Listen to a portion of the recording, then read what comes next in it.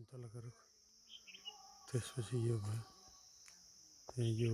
यो सुन्तलो त्यो पैँयु त्यसलाई चाहिँ इङ्ग्लिसमा चेरी पनि भनिन्छ। अनि यो एभोकाडो यो हाम्रो चुलो भैँसीलाई पानी पकाउने चुलो यो उरिम हो मकै थान्काउने उतापट्टि कटरो भयो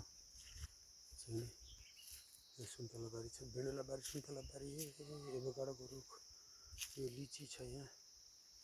लिची होइन के अरे अलैँची अलैँची खुर्सानी ठिङ्ग्रेर यस्तो सबै टिपेर भेट्छ अनि तपाईँको यो सिमी झिङ्गो झिङ्गो सिमी अन्त मल्लको घर ठुलोहरूको घर तल तल भैँसीको बोकाराहरू यस्तो छ खोर्साको घाँस काटेर ल्याएर राखेको छ हिजो गर्दै गर्दै यो भर्याङ चढेर माथि गएर टिप्ने हो त्यहाँ यसको यत्रो जरो छ यहाँ यहाँबाट जरो छ यहाँ यस्तो बटरले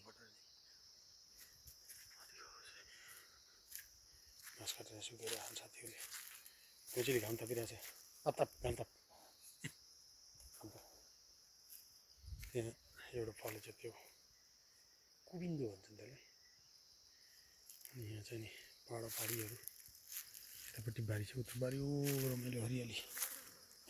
घर त्यहाँ माखा तर माखाको छैन हेर त तर माखाको छैन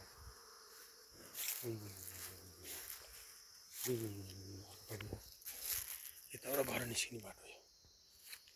खुत्रु गर्दै घर निस्किने फर्सी टिपेर यहाँ ल्याएर थान्कामा चाहिँ फर्सी ठुल्ठुला फर्सीहरू यहाँ फर्सी ल्याएर थान्कामा